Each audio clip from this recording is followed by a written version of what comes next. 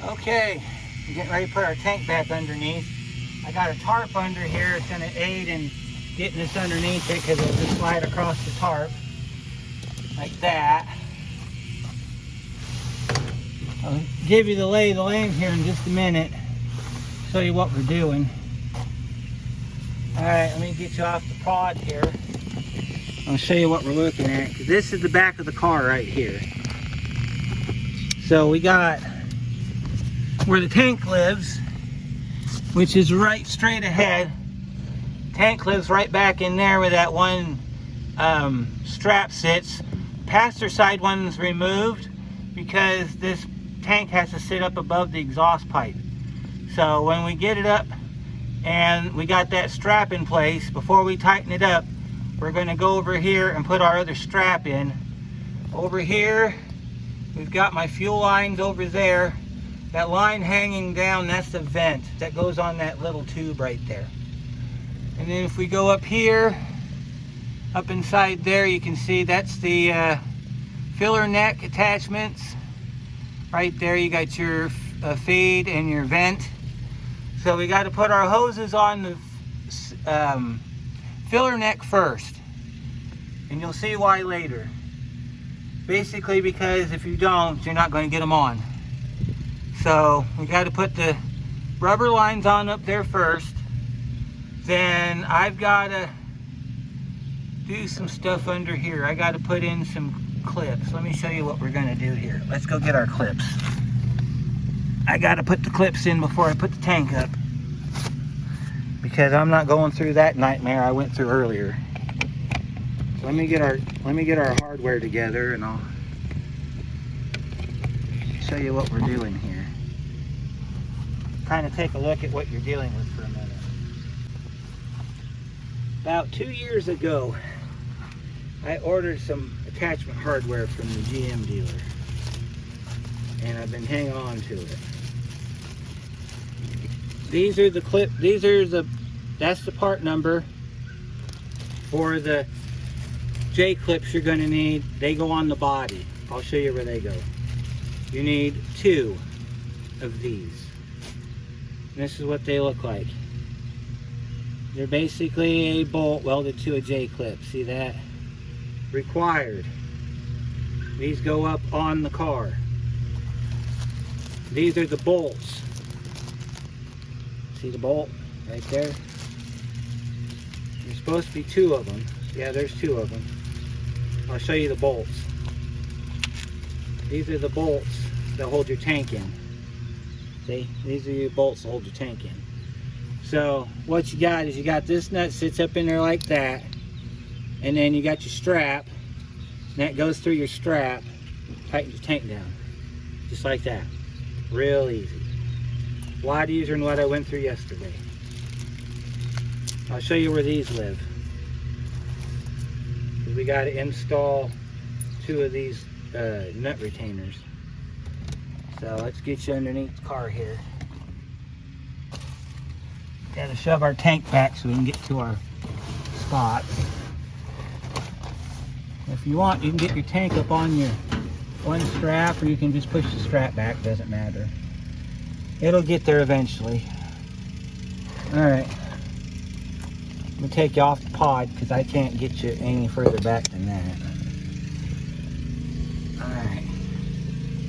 See that pin right there? We got one over here too. It's right up in there. That's where those bolts live. We got to put our retainers on those bolts. So I'm going to go ahead and finish up housekeeping under here, and I'll bring you back just as we get ready to lift the tank up. Alright, we're ready for install, so I'm going to stick you in a good spot here. Hopefully you'll get to see it. Can't guarantee a whole lot because of my setup here. But see the pipe okay? See the tank okay? Alright, so I've taken the line for the fuel system. This is your electrical. Toss it over the top of the exhaust pipe. Save yourself the headache. Somewhere in here you're going to have to use a jack, because there's no way you can do it without a jack unless you got somebody else holding it. So first thing we need to do is we need to get this thing up above the exhaust pipe. And to do that, we got to turn it sideways a little bit. We got to pick it up.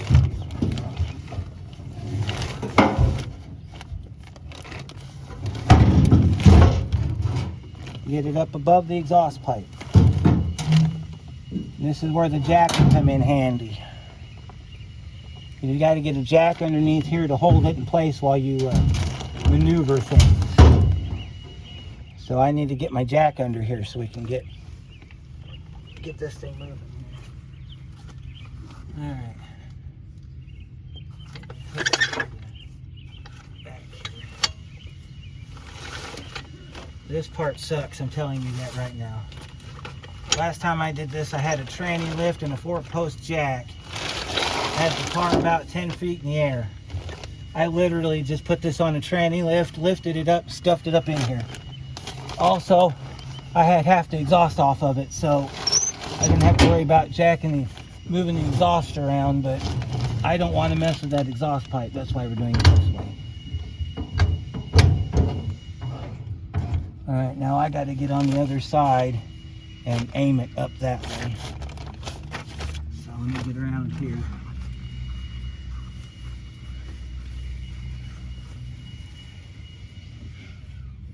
This is why you want to throw your wire up there, because otherwise it's going to get caught on stuff.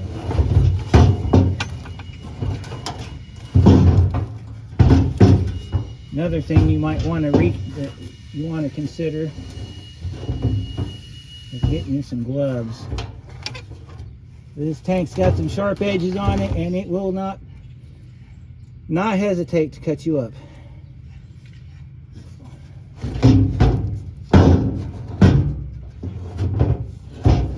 Alright, let's try this.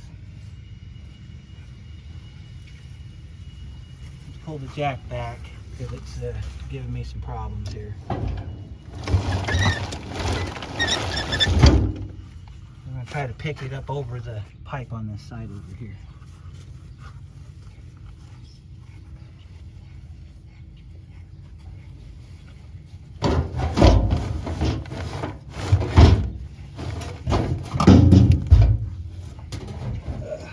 A lot easier coming out than it is going back in, especially because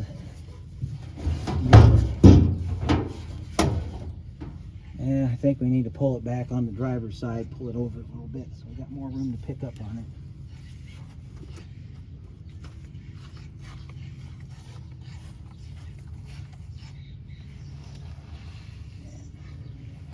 We got to get it on the other side of the ramp right here.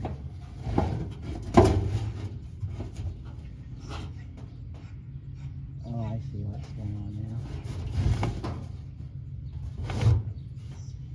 Turn it sideways a little bit.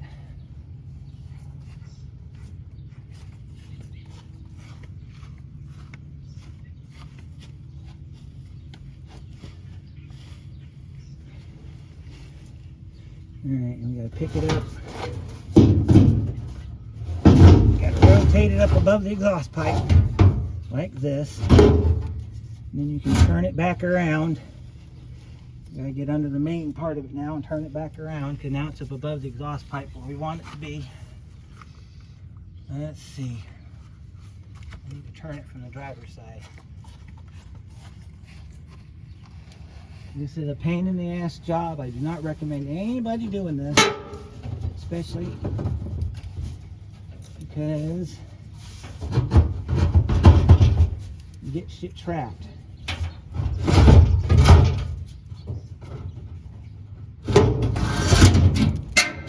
There we go. Gotta get underneath the back there and pick it up.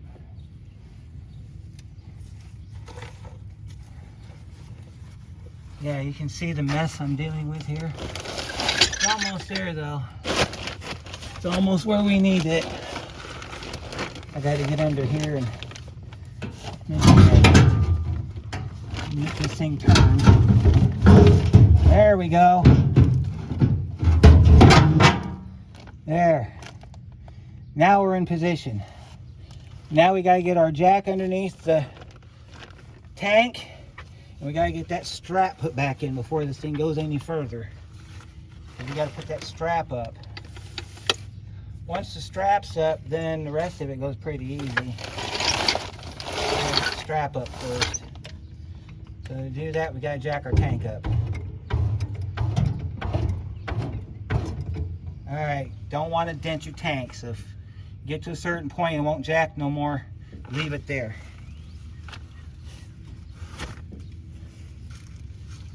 And you got to come back over here because you got your.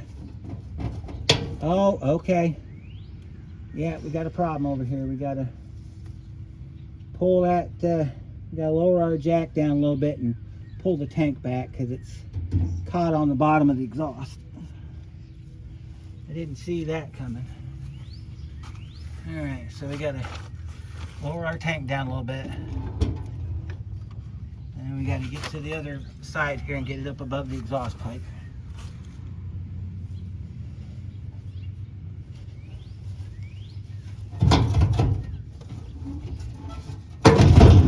There we go.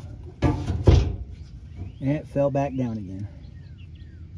But I think if we jack it up, we can kind of navigate it where we needed it to be. So, gotta find it. Oh, God damn it. So I wanted to secure that damn piece.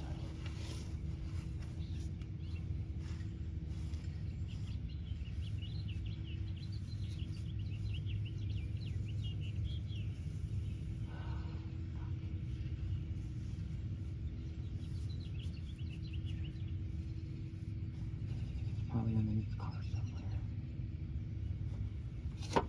Need to get running damn. Got to get a thing from a strap. All right. We got to push our tank back.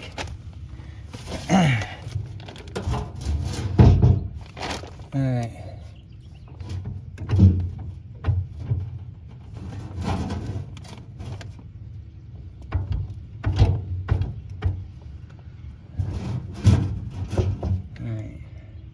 Let me get this tank situated and I'll be right back.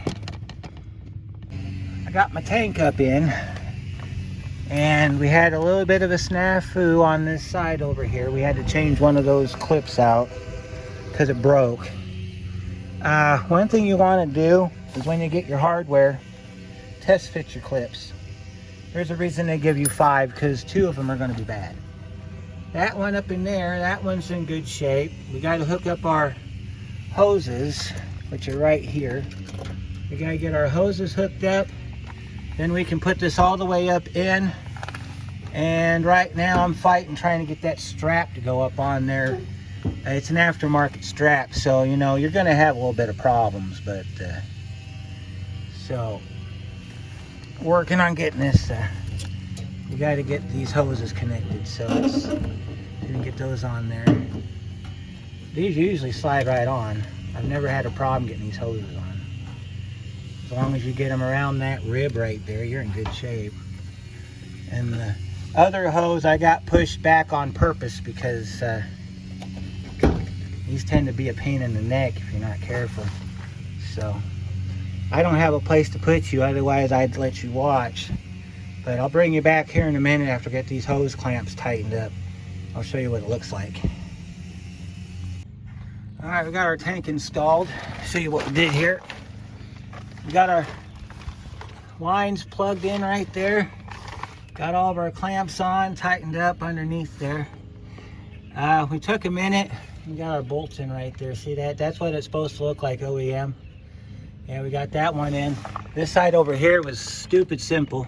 We got to hook up our electrical for our fuel pump. We got to get on the other side of the car. I don't know if you can see it. Back over there, there's our lines. We got to put our fuel filter in. We got to get our lines hooked up. We got to change the O-rings. So, because I didn't show you that part, let me show you what that looks like since we're done under the car.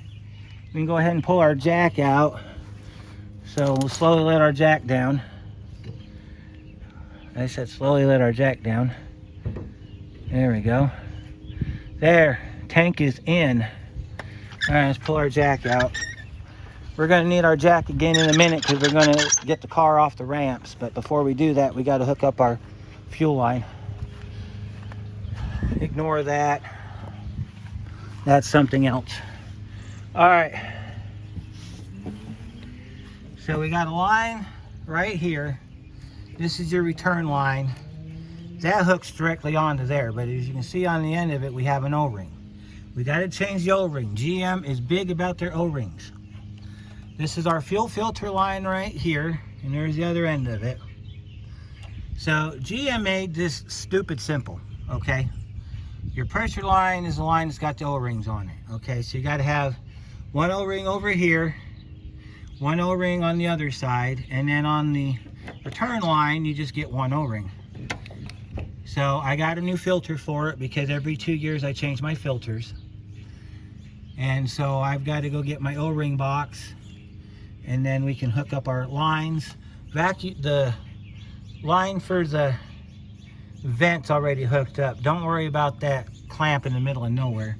That line's pretty tight, so it's not going to come off. There's no pressure on it. It's just an emissions vent tube. So let me go get my O-rings and my fuel filter, and we'll put a filter on this thing.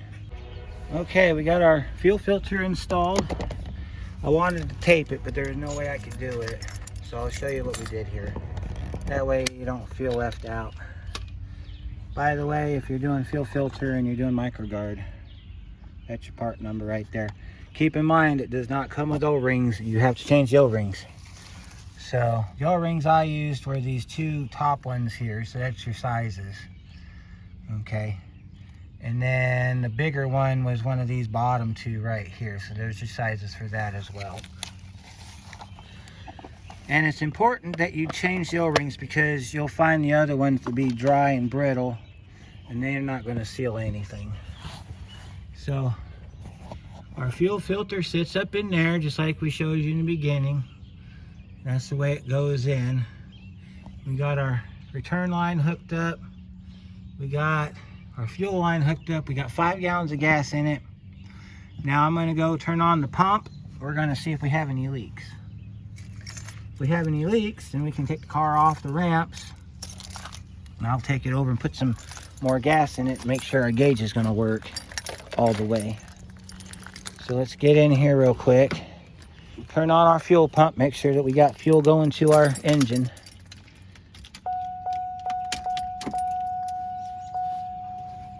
Well, our fuel pump's been activated. All right, let's go ahead and rock it back and forth a couple times, prime the system here. Oh, I heard it that time. Come on.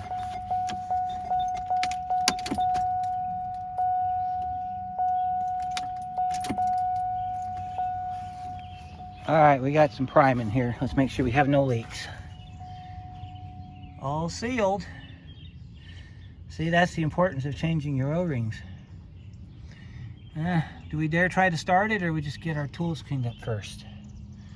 I think we're going to get our tools cleaned up first, because the fuel pump, we're going to check it one more time when we get on level ground, because of where the pump sits, it's not 100% that we're going to have leaks with it sitting with the backup. So you get to watch me pull it off the ramps.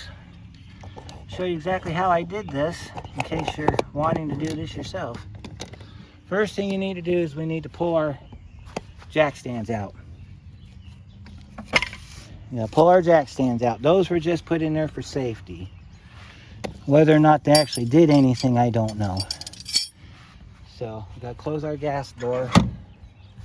We got to come over here. We got to get our other jack stand out along with our magnet. We'll set that on top of our jack right there. Oh crap. We're going to have to jack the car up to get the jack stand out from underneath it. So let me set you down right here. I was afraid that might happen because these ramps sank. So we got to grab our thing here. Sometimes you get all your tools out in the first pull. And we got to get our 3 blocks up for our We got to put this one goes underneath the coil spring. See, I'll show you. You're gonna watch how we do this. Get you right there. See, this one goes under the coil spring. You got to have 3 on this side because of how small this jack is.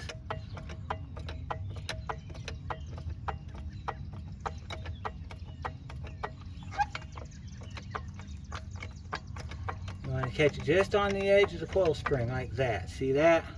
That jack's ready to go. Now I gotta go get the other jack.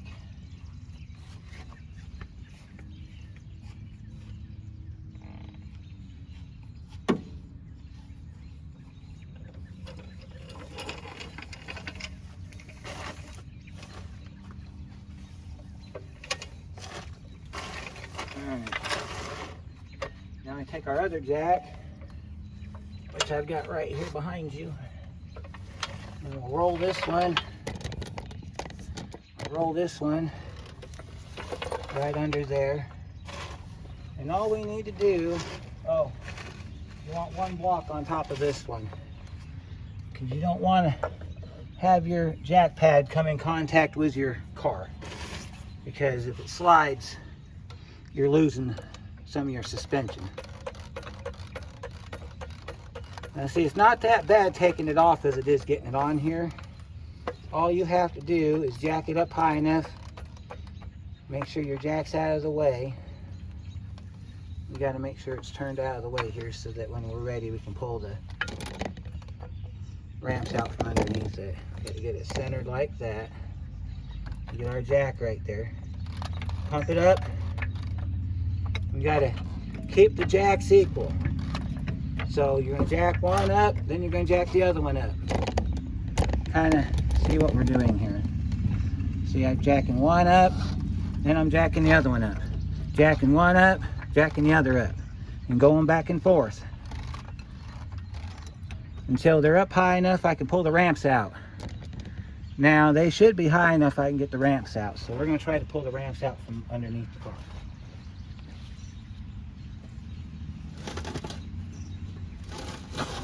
Yep, there we go.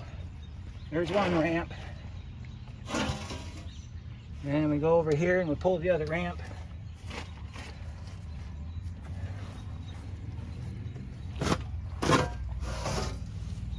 All right. Now we got our car off the ramps. We slowly let the jacks down so we don't crush our jacks and we don't crush our car. So we start a slow drop on this one.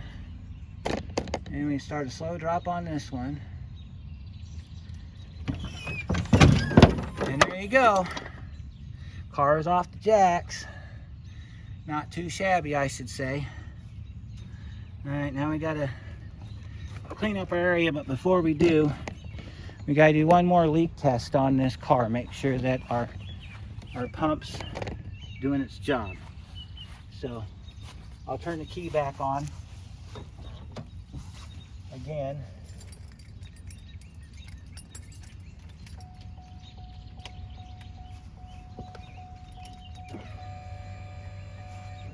All right, our pump's been primed. Let's get you off the thing here so we can make sure our lines are good. They don't look like they're leaking. Now let's see if she'll start. Might take a couple primes to get it to go. But let's see if she'll go. Look at that. Our car's running. Not run out all of our gas. We only got 5 gallons. That's not a whole lot in this car. All right. So our lines are dry. We have no leaks. I'm going to take it out and drive it here in a minute. So that's how you fix your fuel pump on your Buick LeSabre. It is an ordeal. It is a 2-day job. It is something you need to plan for. And I've planned 2 years for this. Granted, you don't need to plan that long, but it helps. So I think that's going to do it for this one. We do need to get back on this car and get the,